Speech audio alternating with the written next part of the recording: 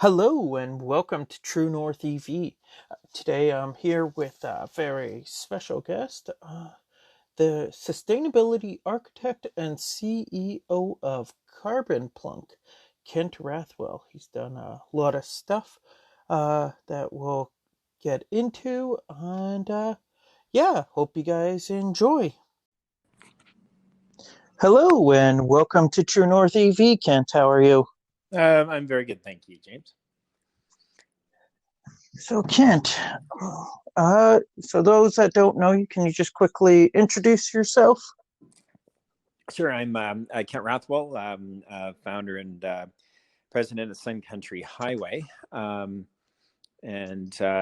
now leading the Carbon Plunk initiative. Awesome. Just so quickly get things started, what was the first electric vehicle you had, and I guess what do you like about it? Well, that was the Tesla Roadster.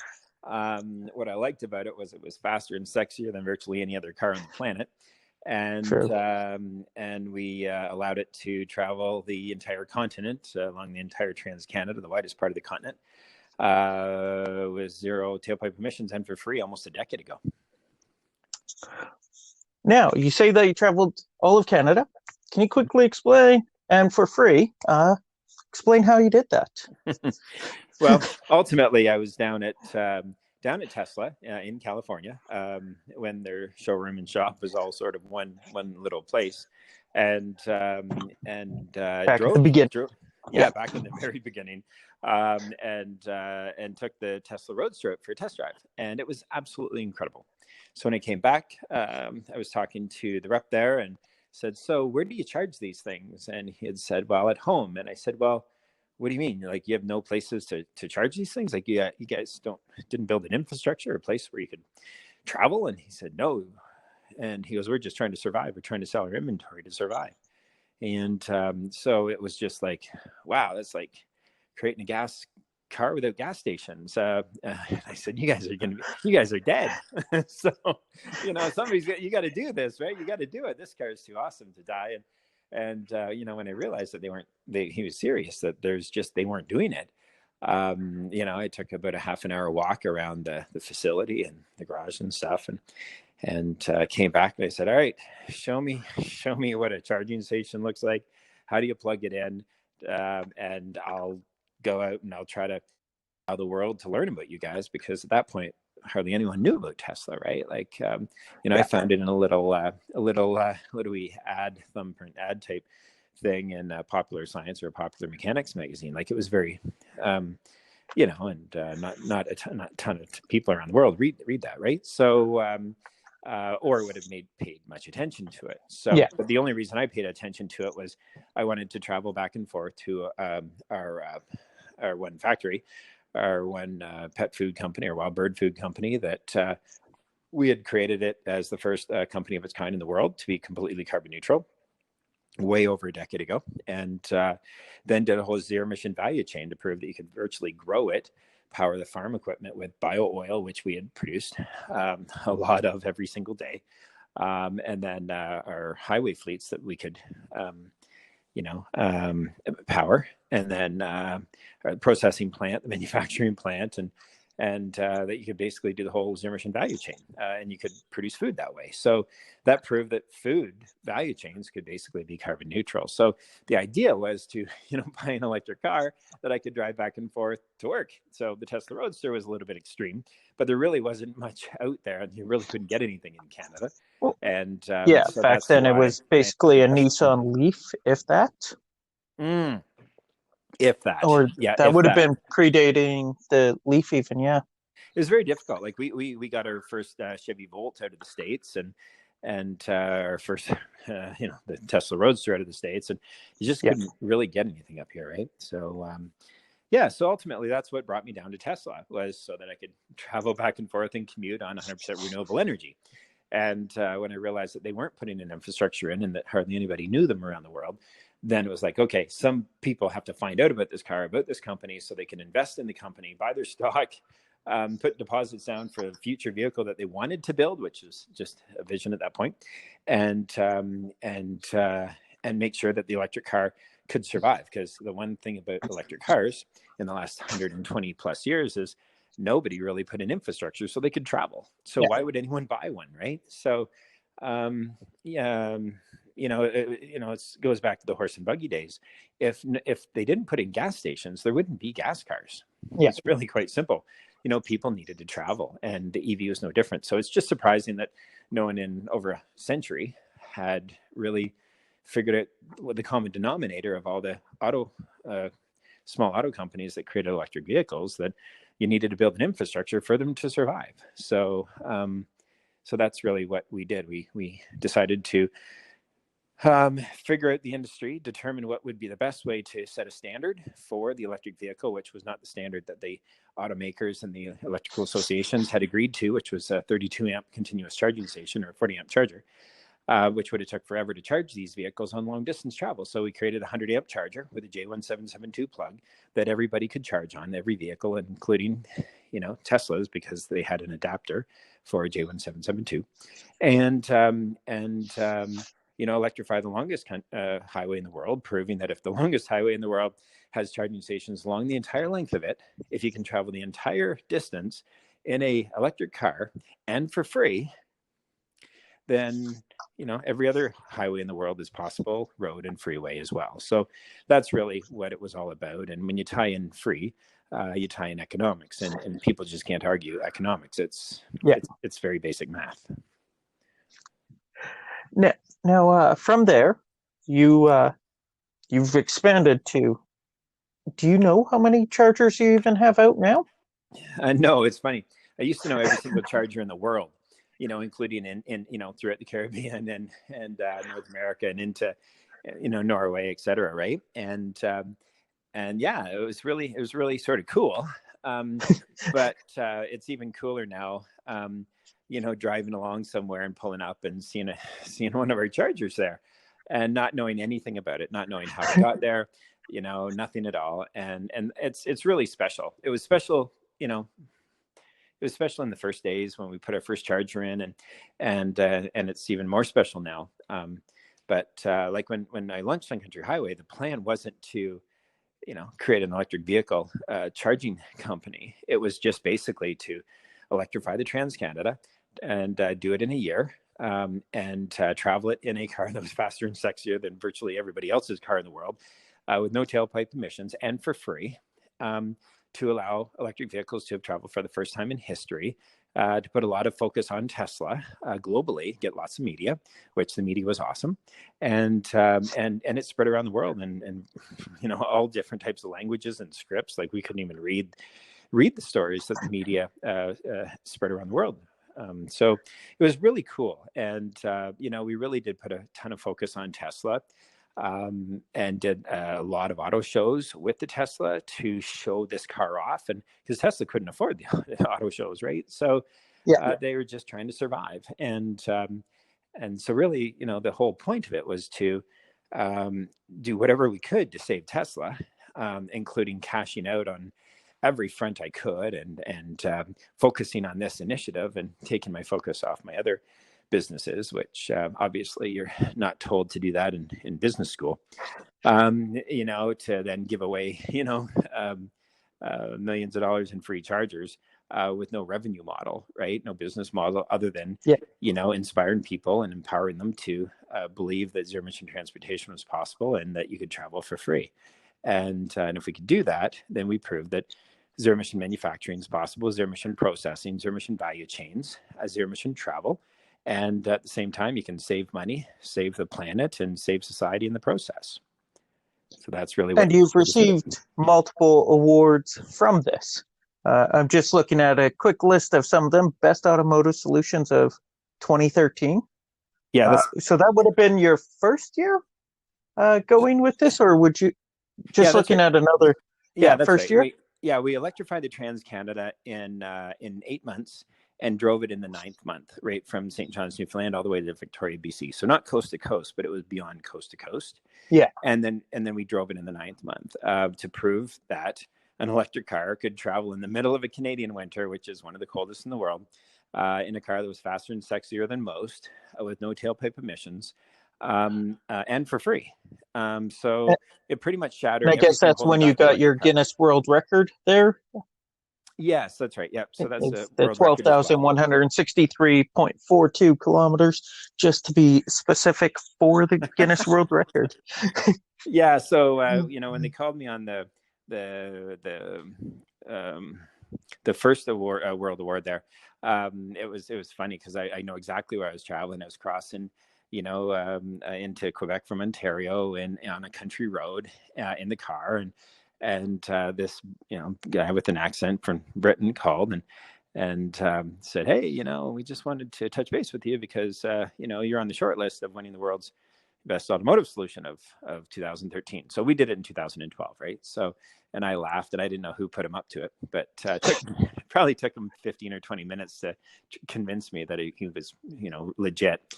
And so it was just really funny, right? But ultimately, yeah, so we ended up winning that. So we won the world's best automotive solution in 2013, and that was for the initiative done in 2012. But by 2013, our goal was to electrify virtually every highway in Canada, every road, every freeway, every cow path, to prove that it could be possible. And then that way, if Tesla didn't make it, then somebody around the world would say, "Hey, I'd like to build an electric car. Maybe we should do it in Canada because the infrastructure is in place all over the whole country, and you can travel for free. So odds of us being successful with making this car would be good." So then they would probably come to Canada and do that. So that was my backup plan if Tesla didn't make it, because if Tesla didn't make it, none of the automakers in North America would have maintained their direction at that point. They just didn't have support from their shareholders or from their employees or from the media or the general public at large, right?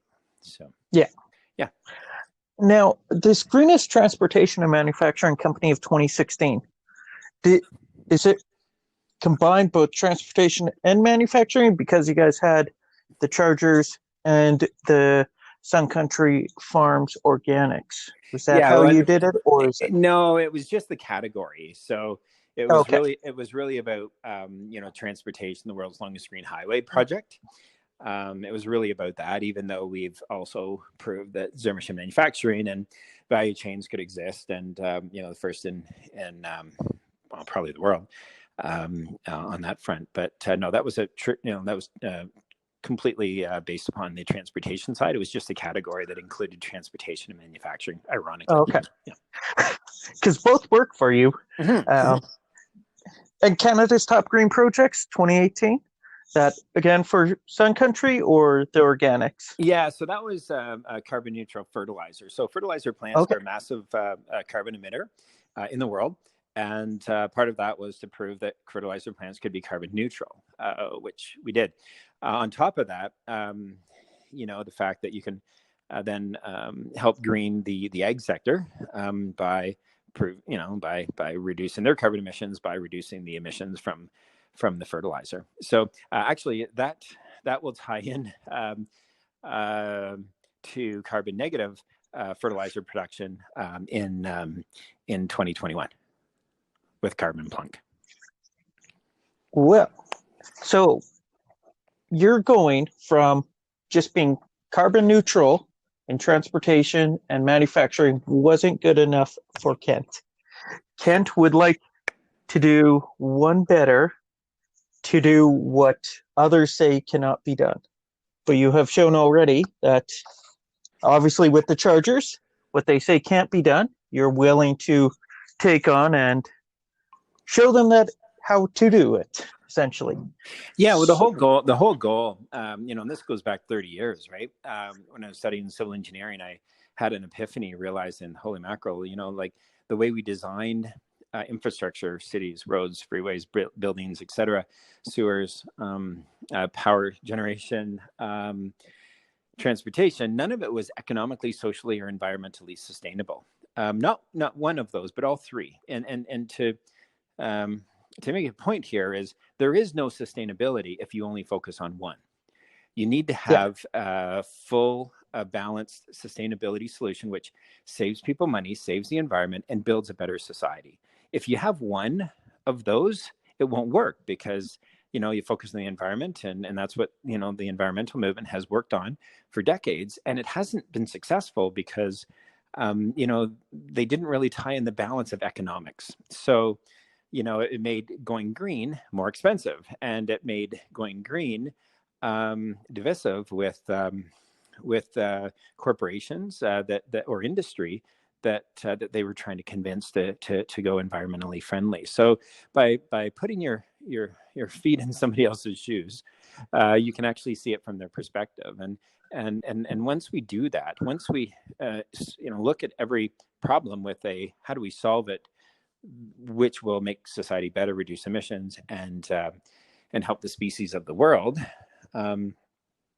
By helping to deal with the environment side and combat climate change, unless we have a solution that incorporates all three of those, it's not a sustainable solution, period. So you need to go back to the drawing board and figure out how do we save people money, save the environment, and save society, and make it way better in the process, mentally, mental health wise, physical health wise. It's really got to be completely focused on those three. And if it's not sustainable. Now, is there, knowing all the achievements you have done in the past, is there something that you're working on then currently that it has essentially taken it back to the drawing board that you would like to share with us? Sure. Well, ultimately, we need, going back 30 years, I realized we needed to prove that everything could be sustainable, economically, socially, environmentally. To do that, it needed to be carbon neutral. And because at that point, I knew where climate change was, where it was headed to. And climate change will create a massive amount of other issues that we don't even want to discuss, that that will create probably the worst type of situation in global history. So we don't want to go there. We can't cross that line. We need to solve climate change. And to do that, I figured, well, if we could create carbon neutral manufacturing and farming and transportation and travel, like tourism and living and cities and food, then we would have a chance to solve climate change and to avoid all the problems that will take us into, which no one wants to live through. So, however, because a lot of us have focused on governments and corporations and industries to solve the problem, we're very basically in a worse situation than what we were before, carbon emission wise, in the atmosphere. And like we're losing, potentially up to 150 species, plants and animal species every single day going extinct. And that's because we haven't tackled the problem. But we expected corporations and governments to be able to do it. And they can't. Their structure just doesn't allow it. And I've worked with, hundreds and thousands, depending on, what category you want to get into. And they just can't do it because it takes way too long to make a decision. They have to put it up the, up the corporate ladder or up the government ladder. And if it doesn't have shareholder or, taxpayer support, it's not probably going to happen, because corporations need to focus on their corporate profits to survive, and governments need to, focus on voter support to survive. And going green was always more expensive. So the formula for disaster was perfect. And that's really what we have today. And we've got some amazing people working incredibly hard for decades. And we just are not going to solve climate change if we rely 100% on governments or corporations, or actually if we rely on them at all, because they simply can't do it. However, the individuals in those corporations and governments are just people like us, and the people need to support their families and put food on the table, and they're all in different sectors, and it's very divisive, industry-wise or corporately wise, or climate change is divisive and politics are divisive right now. And it's because we're getting to a point where, this global scientists have said, we only have a few years left. And to the point where, a really famous person by the name of Greta has started boycotting school, because what's the point of going to school if there's no future? And, and even that's been a bit divisive, because people either love her or they don't. But at the end of the day, if there's no solution to climate change, what are we all fighting for? We might as well just go to the beach and hang out, like really, especially if As we it only have 8 warms years up. before it's too late. Yeah, that's it. So that's really why the latest launch is Carbon Plunk, and Carbon Plunk is designed to allow individuals from all different backgrounds, from all different countries, education classes and economic classes, to be able to partake in the solution to save the world, to save us, to save the other species around the world. There's millions of species that will trend towards extinction with climate change. The animals are moving away from the equators, and we're starting to see it a little bit with the people as well, and the issues that's caused in Europe, and even in Central America, migrating up into the United States. So, if we look at those situations and see how bad it was, it doesn't hold a candle to what's going to happen in the future if we don't deal with climate change. And so the truth has to come out. And the truth is corporations and governments can't do it. They simply can't, because they're not set up to. No, it's too difficult. It takes way too long, and I'll give you an example. We electrified the entire Trans-Canada Highway, the longest highway in the entire world, with EV charging stations when there was hardly any electric vehicles in Canada. And most of those people that put in the charging stations that we gave away to them, they didn't even know of an electric car or have never seen an electric car. They did it because they believed in the vision. And if someone was going to give them something worth thousands of dollars for free, that they would buy into this vision, not because they believed it was going to be successful, but because they thought it was the right thing to do. Yeah. And people from all different backgrounds, longtime Canadians and immigrants, different religions, different economic circumstances and education levels. These people who didn't know one another came together, unified, did the right thing, and magically changed the world. Because for the first time in history, electric vehicles could travel long distances and across a nation and an entire continent with no tailpipe emissions and for free. And this happened because a few people did the right thing, even though they didn't really totally believe that an electric vehicle would show up. And they did it knowing that their spouse or their staff or their bosses or their shareholders or their golf buddies would be criticizing and ridiculing them like crazy, and they still did it. They did it because it was the right thing to do. They did it for their kids. They did it because somebody needed to do something, and even though they didn't know one another, right? And that's really the magic of what this was all about. The world's longest green highway project was that it showed that individuals from across the nation, without any government funding, would come together and unite doing the right thing, and they totally changed the world. And less than a decade away, after that, people are saying electric cars are taking over the world. Like, it's only going to be electric vehicles. And that's spun off from electric cars to electric, trucks and boats and planes and you name it, right? And the original goal in trying to save Tesla, to do whatever I could to do it. And, and that meant, even selling all my Tesla stock to fund the charging stations and getting them out there and giving it all away for free.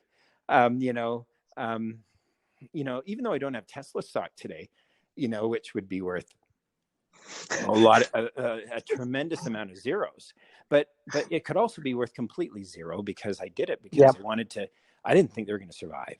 And so that's really why I did it. And then you look at all these other people out there that didn't even meet me, a lot of them, and they still did the right thing.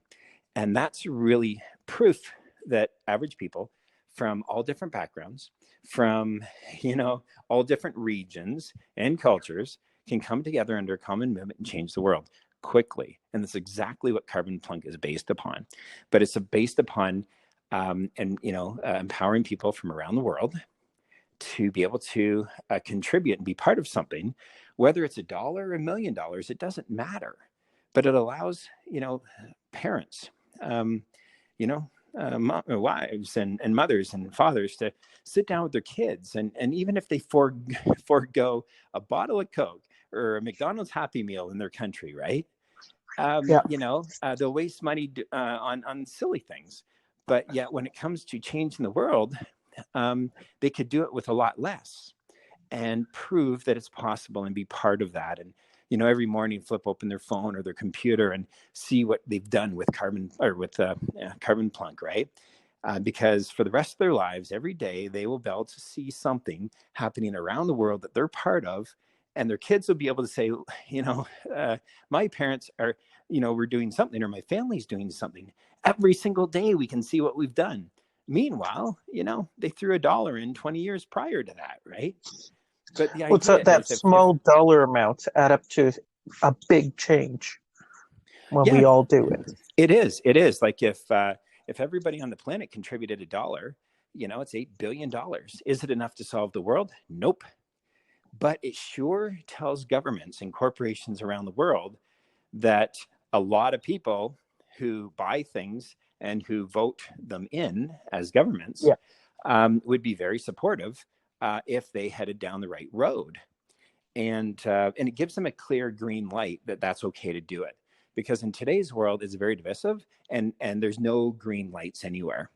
And if the average individual comes together with other individuals around the world under a common theme and a common mission to not only carbon neutral everything, but actually carbon plunk it, which means way beyond just carbon negative, because carbon plunk is about pulling out more carbon out of the atmosphere than we're putting in, because carbon neutral is not enough. And also trying to save those species that are out there that are going extinct because of our actions of the past, and some, natural carbon going into the atmosphere.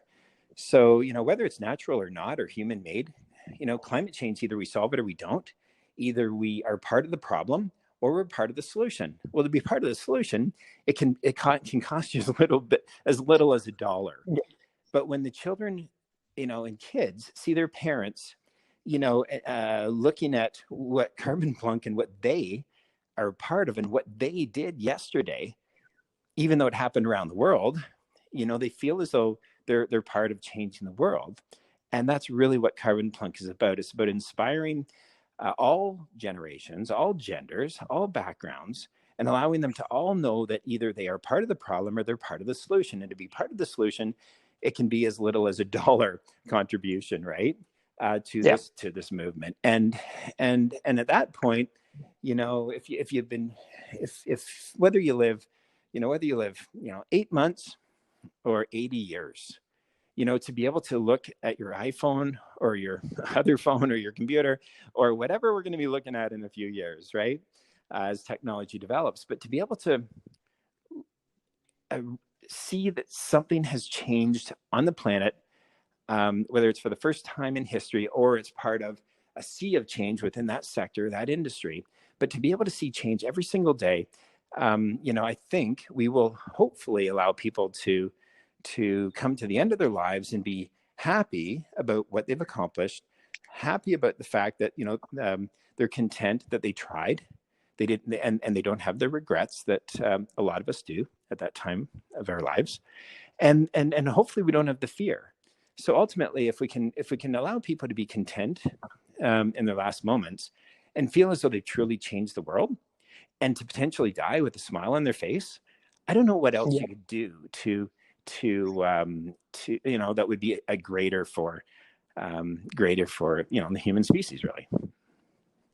And just so I guess there's clarity, how does Carbon Plunk actually remove the carbon that's emitted from either producing the electricity for our EVs, or producing or reducing the carbon from our natural gas heater and all that? How does Carbon Plunk I guess Do that. tie into that? Yeah. Right. Well, I think first of all, I'll start with too many of us want to know all the details in every single thing about, how we can, every angle about how solar works, electric cars work, power Yeah. generation, pipelines, our lives are already so complex. Our minds are way too full, and our life is way too fast, and there's too much data there, right? So the angle is quite simple. We create a model whereby people can tangibly see what carbon looks like, number one, because no one really knows what a Yeah. ton of carbon looks like, right?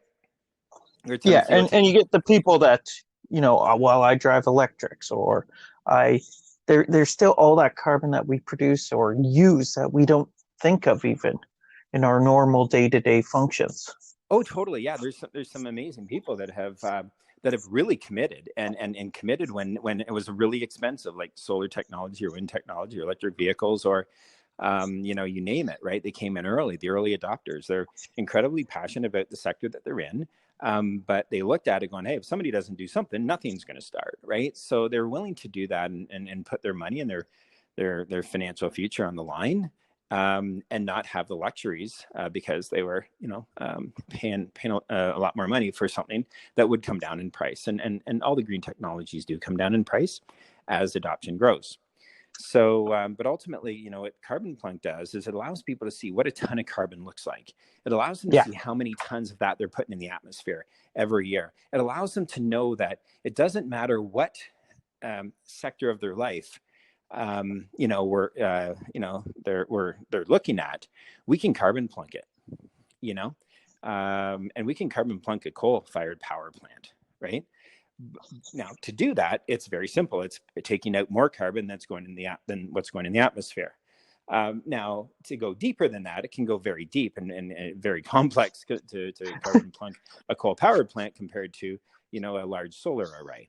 Yeah. But it's about creativity, and it's about linking And it's a different sectors. multifaceted approach. It's not this one solution is going to solve all the issues. Here's one Yeah, it's definitely little not part linear. of Yeah. it. Yeah. It's definitely not linear, So, but we need to keep it as simple as possible so people don't have to stress about it, don't have to focus too much on it. However, they can actually see it, and they can actually go visit the place where the carbon is being, centralized, where the carbon plunk points around the world. The data from those are funneled into a carbon plunk park, which is in a city near them. And they can go there and look at that data. They can look at a ton of carbon, see what it is. They can see the trees being planted, and the biodiversity coming out of that as well, with to support the other species that are in free fall. Wild Yeah. birds, bats, bees, butterflies. They're all in trouble. And if we have enough carbon parks, we have enough places where they can actually feed and live and breed and migrate to and from, and try to increase their numbers, while we're also solving climate change. And that's the magic of Carbon Plunk, is the fact that it's not just going carbon neutral, it's going carbon negative and going beyond carbon negative, beyond Yeah. climate positive. It's taking in way more than just the climate. It's allowing us to save money, save the environment, make society better, and save potentially millions of species around the world. And there's lots of different religions out there, but ultimately, I couldn't imagine a God that people would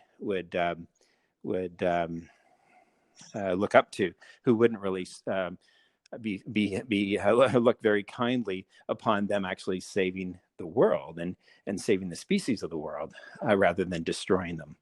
I know I wouldn't want to face a God, or my God, with I sort of nuked the whole place, but I'm sorry, can I still get in, right? It's just one of those where it's like, knowing that I didn't do anything, when I could have maybe prevented it for as little as $1, right? Yeah. So that's really Yeah. what Carbon Plunk does. It empowers individuals around the world to come together under a common mission, which doesn't blame governments or industries, but actually gives them a door so they can solve their climate change issues. But they can't do it unless we do it, because they don't have the number. They need the numbers. They need the percentage of consumers that support it, Yeah. because that's their customers. And they need a high percentage of voters who support it, because that's their voters. And, we have a lot of division within the parties in Canada. Yes. They all sort of believe in certain sectors. The Green Party believes in the environment and has been criticized for not focusing on the economics so much. The NDP are more focused on social issues, and not as much maybe on the economics and maybe on the green side. And the Liberals are in the center, and the Conservatives are known for, and I'm not saying this is what they're known for, or this is not what they are, I'm just saying what these parties are typically known for in generalities, is the Conservatives are focusing on economics and not so much Yeah. in the environment, even though their name is conservative, like conservation. But it's just the way that things have evolved in the last few decades. It's not right or wrong. It's just the way it's evolved. No one's really to blame on it. And what Carbon Plunk allows people to do is head down a road where they can save the environment, save society, save money, and every single political party will follow this direction, because who doesn't want to save money? And if you can save society and the environment and the process and other species, cool. That's just phenomenal. And that's the nice part about it, is it ties into kind of each of the political parties, whether it's on the conservative side with more economic, showing that it's much better, or going to the environmental side. It's a win-win-win, essentially. They all win. All the political Yeah. parties win. And as more people support a certain direction, such as, say, Carbon Plunk, more parties will adopt those philosophies in their policies, and we'll all unite down the road in the near future, hopefully, not just nationally but globally, and we'll be more united. There'll be less division, less conflict, less stress, knowing that we actually have climate change under control. We have our species at risk under control, and we're actually leaving a better place for us to retire, or allow our children to have a better future, and their children. Yeah. Right. There's lots of people around the world not having kids now because they just don't want their kids to be exposed to what they see could be happening in the future, and you can't blame them. No, it's not looking positive right now, right? But and that's really looking, what Carbon Plunk is all about. It's to look at the future very, very in an inspiring and empowering way, to unite people, to eliminate the conflict, but allow them to have fun and save money in the process. yeah. Right? Like, it's really to disrupt everything about climate change today, because it's not a good topic. You bring up carbon taxes or carbon credits and all this other stuff, and it's very divisive, and it doesn't need to be. The reason it is because there's people panicking, and they're starting to get more concerned about it, and they're coming out more aggressive, and that aggression will continue going forward. We can disrupt that with Carbon Plunk. So the parks, there's going to be, whether it's in the city or out in the country, there's going to be essentially a screen to show the carbon and its impact or its size, or it's going to look very different depending on where it is. Well, ultimately, the Carbon Plunk parks allow people a place where they can visit, where they can tangibly see the carbon, tangibly see the amount of emissions going into the atmosphere, carbon going into the atmosphere at all the Carbon Plunk points around the world, of all different types of plunk points, from EV chargers to all different types of products and industries, and seeing the process, how we're capturing that out of the atmosphere and how we're sequestering it into the ground for up to thousands of years, with technology and a concept that goes back to the indigenous in Central and South America, right? So the products considered to be like biochar, so where it actually adds to the soil and absorbs moisture and helps build the ecosystem of microbes, which help plants grow. And the idea with Carbon Plunk parks is to grow trees and other plants as fast as possible, and then carbonize the trimmings of them, and never allow the carbon that they've absorbed from the atmosphere to ever release back into the atmosphere when they die from insect or fire or just old age. that we're protecting against all of that. But if it does happen, then we carbonize those Yeah. trees and plants, and then we measure the weight of carbon that we've created before we sequester it, and that offsets the emissions that we've seen going to the atmosphere from the carbon plunk points, and we capture and sequester more than what's going in the atmosphere. Okay. So that's sort of how we're also going to get essentially nature back, right? As with all these trees, it gives them the shelters, the homes, essentially, to come back, and it gives beautiful places for city goers to actually go and be connected with nature again. Right. Well, even yeah, like people in city or rural areas, it's really about uniting all of us. And even though we're coming from different backgrounds or different philosophies and perspectives, it's about allowing them to all enjoy themselves and their families and relax and see the results of their action. Whether they contributed $1 or $1 million, they can actually go and actually see that's tangible.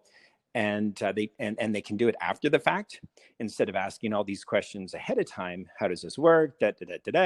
And really doing nothing but really wasting everybody's time because we have this short deadline to solve climate change, and it's not decades, it's years. Yeah. So we need to eliminate the debate, pick a direction, and go there. But if you look at all the sustainable technologies and how people could green their lifestyles, if you do a full circle, it's 360 degrees. Well, there's 360, plus different, technologies or directions they could go. So they get confused. They don't really know. They don't have enough time to research every single direction. So they simply just don't do much. A confused person doesn't really do anything, right? So we need to allow them to pick a direction, and go there. And the idea with Carbon Plunk is it allows people to head to a direction that there's been, a lot of credible things implemented prior to that. And and although they may not understand it, they just have to choose whether they're going to be part of the problem or part of the solution, or pick a direction, whether it's Carbon Plunk or another direction. But Carbon Plunk is the most aggressive and most diverse, and what I believe will be the most impactful climate change solution on the planet. Because if it's not, I think we're in serious trouble. And that's the problem with some of these other solutions is it's a great solution for XYZ area, but you move out of that area and it no longer works. Where with your guys, kind of, this isn't a one solution fits all. It's depending on the area. We got to change it up a little bit to make it work. 100% agreed. And we can't really discuss all of that because, planting a tree is one thing, but if it's going to release the carbon back into the atmosphere again, we need to really look at tree planting practices around the world, because normally it's fine, but because we have too much carbon in the atmosphere, we can't allow, any more to go in there. And if we allow it, which is fine, we need to simply just pull out more than when we're adding, and then we'll work it back. But this is like a time machine, right? Like you can with Carbon Plunk, you'll be able to reverse your entire life's carbon emissions, and back to when you put your first footprint on the planet, and even beyond that, right? So that's pretty empowering to know that. And are we going to explain it to everybody how we're going to do it? Absolutely not. Because if we would have did that to every Canadian of all those different backgrounds and all those different provinces that installed the chargers because it was the right thing to do, we would still be trying to convince them today. Well, that's the thing. And especially with something like this, it's, well, where are you? Okay, so this may be the way we're going to go with this, but now you're like 20 kilometers outside the city. Okay, so we're going to go completely different. It's trying to explain 20 million different ways of doing it. Essentially, it will take forever. Where just let us do it, and it will be done, and you'll see how we're doing it then. Absolutely. Yeah, you nailed it. Because if, we don't have the magic bullet for every single sector in every single region of the world, because the way that people look at things or approach things are different in different areas around the world. So it does have to be customized to them. You don't plant the same tree in the same, Yeah, in all different parts of the world, because that tree could be an invasive weed species yeah. in that country, right? So it's really about taking a look at the waste streams within every sector in every different part of the country, and the world, and trying to value add those waste streams specifically, and doing a customized approach in that area, and implementing quickly without having to wait for governments or Yeah. corporations to support the initiative. Because if we have to wait for them, it's not going to happen. And Well, it's just not. and if it does happen, it's going to slow it down so much that it won't be enough by the time it ever actually happens. Yeah, Um, we might as well just kick our feet up and yeah, enjoy life, knowing that it's not going to happen. We either do that, or we do what these average Canadians did. They didn't know one another, and they didn't even believe that they'd ever seen an electric car, and knew that they would be ridiculed by their family and friends and customers, if they had small businesses, or small little towns or something. And they still did the right thing. And those are the types of people that Carbon Plunk's after. Because the others that won't jump onto a vision or a mission like that, will take longer to jump on, and we simply don't have enough time to try to answer all their questions, even though they're legitimate. It's just, we just don't have time right now. So we need to just find those people that want to be part of the solution, and just jump on board. And all I can do is we'll just continue to spend as much time and effort as we can into this, because I don't have too many hobbies anymore, and I don't get to see my friends and family much anymore, right? Because I'm looking at this going, okay, we got less than a decade to really get this done. I'll take a break then, but I'm not going to not try and do whatever I can to hit that target, and try to gather as many people and try to unite as many people around the world, and give them some hope, and help to inspire them and empower them, because then they'll inspire and empower people around them in their neighborhoods, and their cities and their provinces and states and their nations, and ultimately the world. So it's not that complex, is really what Carbon Plunk's about. It's really just a simple system where people need to believe in something. They need to pick a direction and go. And we're just hoping to offer more people a direction than maybe where they're going on other fronts, first, to allow them to see that that's possible, and then they'll start adopting the other solutions for climate yeah. change, because we can't just Carbon Plunk everything and not go green on other scenarios. We need to reduce carbon in the atmosphere, but we need to be able to buy us some time. And really, that's what Carbon Plunk is buying us some time. It's buying us some years, and eventually it'll potentially solve the problem, because it will unite enough people, and with that, amazing things happen. Well, with this, you're also showing that it's saving money. So whether it's on a farm or government overall or whatever, because of the health benefits, um, it also, it's the time and money saving that is visible to everybody, which Exactly is right. Yeah, you nailed it. fantastic. Yeah. Yeah, you totally get it. So, it's just simplifying things. You don't really need to understand how everything's going to work. You just have to pick a direction and believe. And if you can, invest a buck, and you can potentially save a lot more than that down the Yeah. road, then that's not a bad direction to go. Well, $1 to save what, years possibly? Get more years on your life to spend with family or friends, right? I think most people would gladly spend that money, right? Right. Yeah. I totally agree. And that's why, people need to be able to do things that save the money, save the environment, and save society. Because, the one thing about people around the world is they need food, water, shelter, and security. And they want what's best for their kids. It's really Yeah. not, we're not different at all. It's just that, we may approach things differently, or we may look differently to others, but ultimately we just want the same thing. And right now with climate change, we definitely want the same thing. And whether people believe it or not, it doesn't really matter whether it's human or natural causing. We need to either solve it or we don't. So that's what Carbon Plunk does, is it allows people to either, give them the simplest system and decision to be able to be to move from being part of the problem to being part of the solution. And if you stand around and debate things and try to continue to get a ton of knowledge on something before you make a decision, you're part of the problem until you make a decision to either do it or not. And if you don't, that's fine. Stay part of the problem. But for as little as $1, you might be able to be part of the solution. And it's a good risk.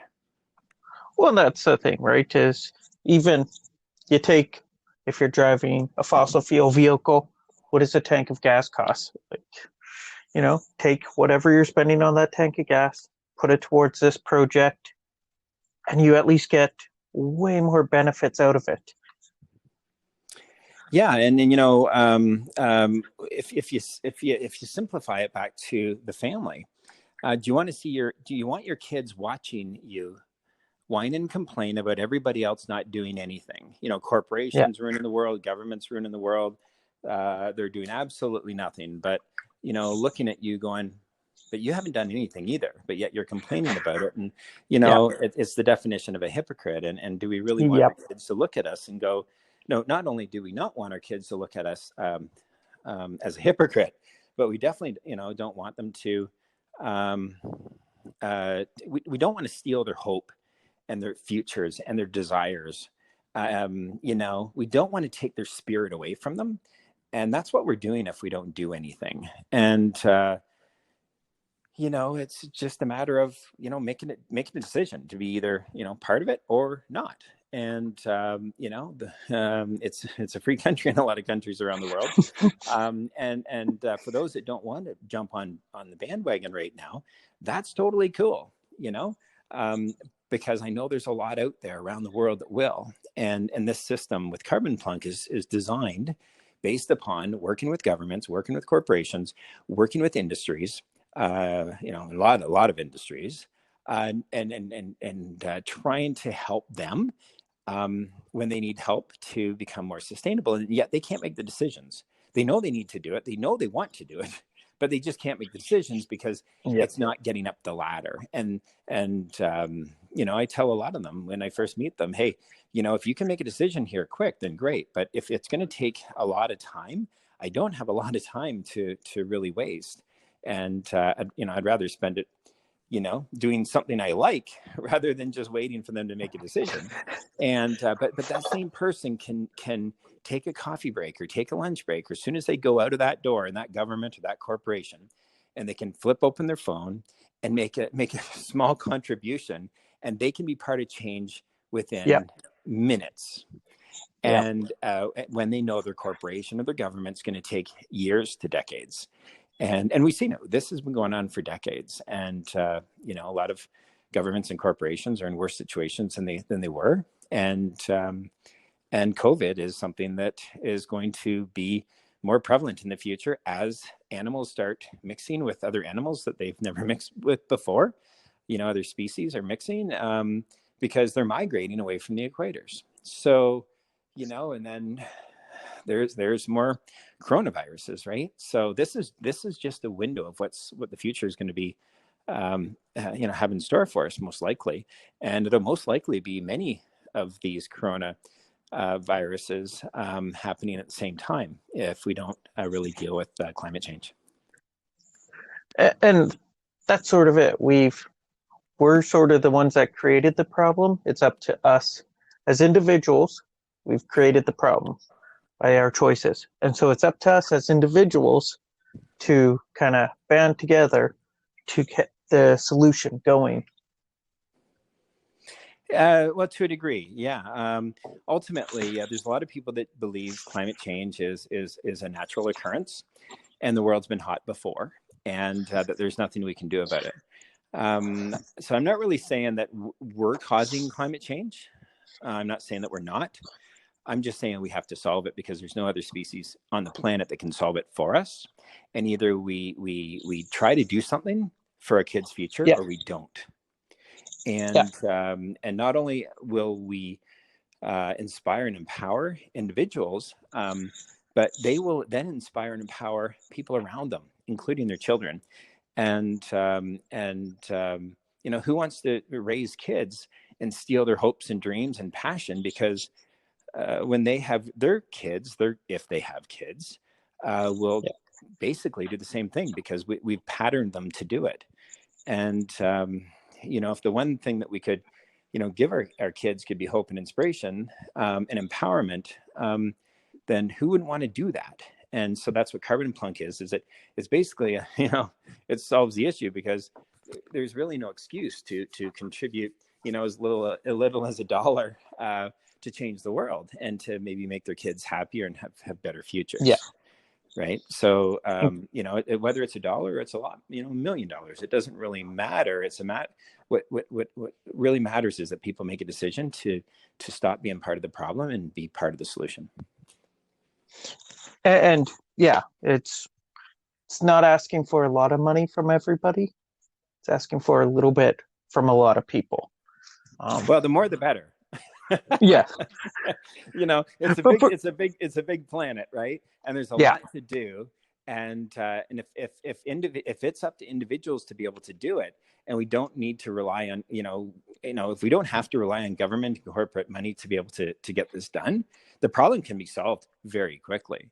But it's continually asking for funds from governments and corporations and banks. It has been a lot of the problems in the green movement, right? A lot of people just can't capitalize their solutions. And if you're being disruptive, which we are, and we have been on many fronts, it's hard for bankers or financiers or even investors, for that matter, to invest in something that they can't even fathom. That it's such a dramatic shift, right? Like if I would have told people that, we're going to build highways across the continent and all over the world where you can travel for free with zero tailpipe emissions, and we're going to give these things away and not actually have a revenue stream on for the charging. How many people are going to invest in that? How many bankers are going to support that? Because they'll be looking for another job. And that's the problem, right? We just can't do this with the traditional systems because this has never been solved in the history of our species, right? It's never really happened before in the history of our species. So, and we're going to be looking at current and conventional systems and financing and whatnot to be able to solve a problem that they haven't been able to solve in decades. It's pretty difficult otherwise. Well, and you do have with the crazy sound of it, you have the experience at least with it. It's not somebody that doesn't have the credibility with we're going to change this and make it work. It's you've already shown that you and your team can do it with the right people, right? Which you guys have lined up. It's now getting us as individuals on board to essentially share the experience with everybody else. You absolutely nailed it. The essence is there, right? And I can understand a spouse going, "You donated what?" If you put in $1 million or something, or a lot of money, right? But for $1, are they really going to complain? Yeah. Especially when they can actually see things happening that have never happened in the history of our planet. And they're part of that, and they feel part of that, and hopefully they would contribute more as things go. But they don't need to.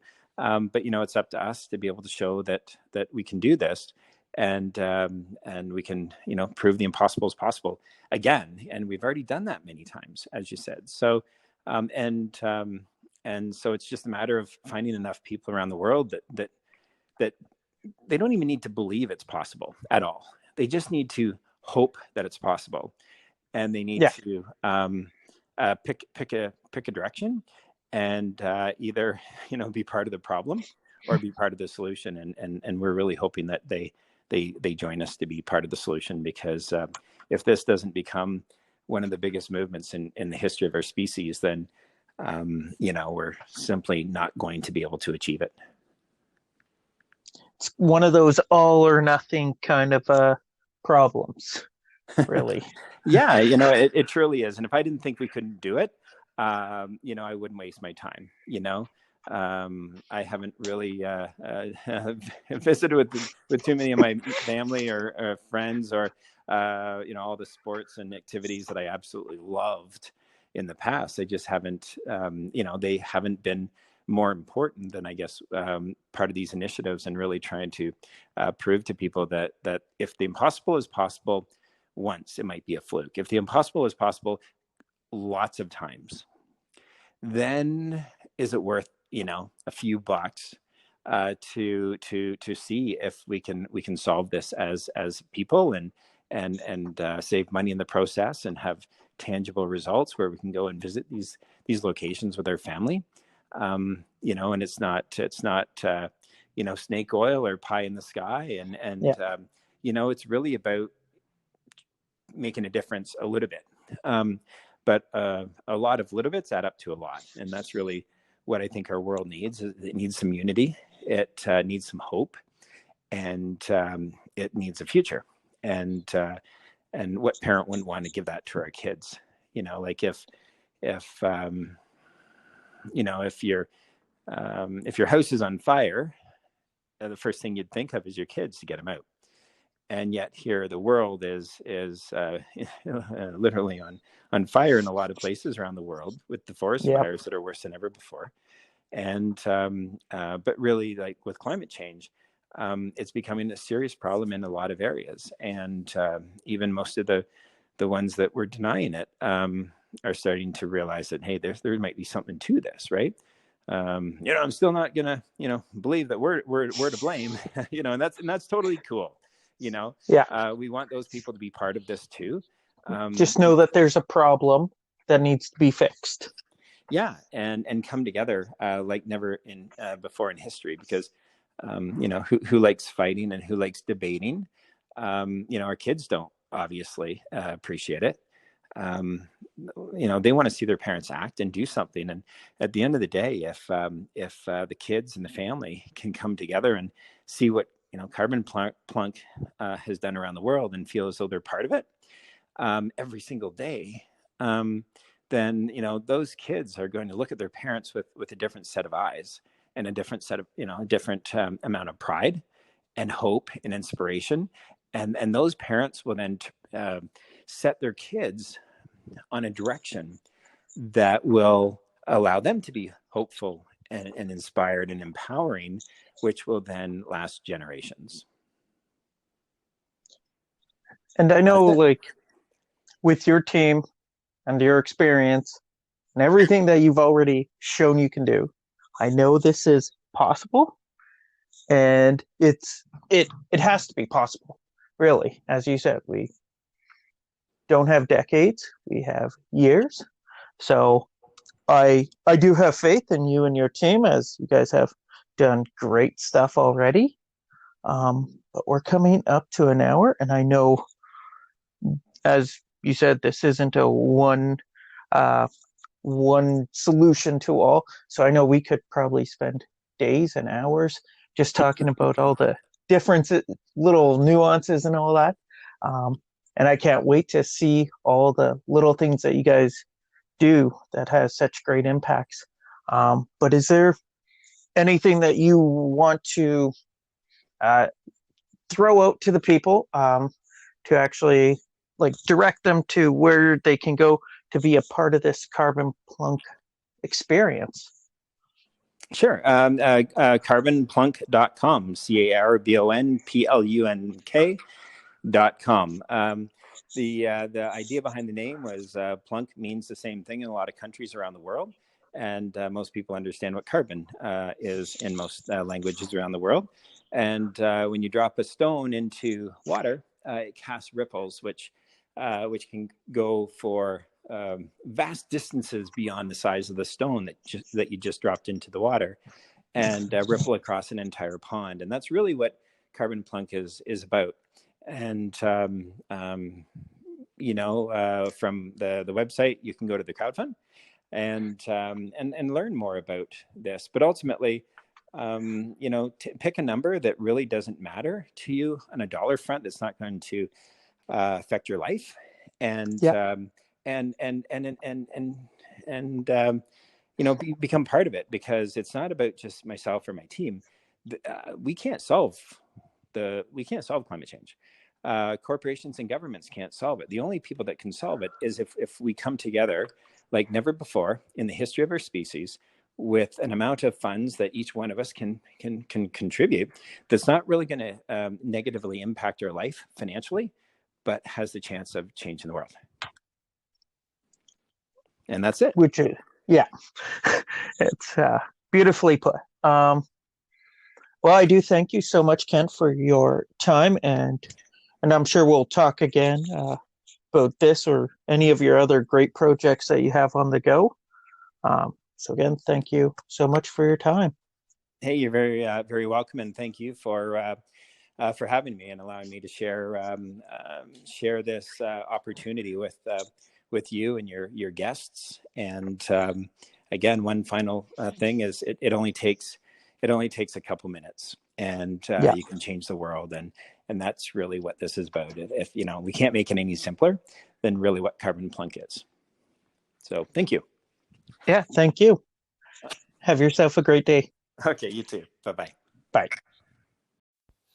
I want to thank Kent again for his time and the wealth of knowledge that he has, and all the awesome stuff that he's done with selling all his shares in Tesla just to go to essentially keep Tesla alive by putting the chargers out there, making it worthwhile for people to buy Teslas mainly, and now, of course, my car, the Hyundai Kona, and all these other great electric vehicles out there.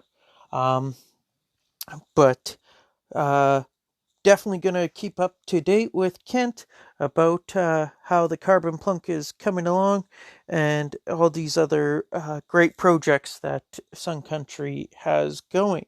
The link to the Carbon Plunk website is going to be in the show notes. In there, you'll also find a link to the EV resources page and the kilowatt page and the Two Idiots podcast. And you can, if you want to send me any emails or connect with me, you can email me at truenorthevpodcast@gmail.com, or you can follow me on Facebook at True North EV Podcast, or you could follow me on Twitter at True North EV Podcast. And or you could just even email truenorthev@gmail.com, sends you to the same page. And you guys have yourself a great day.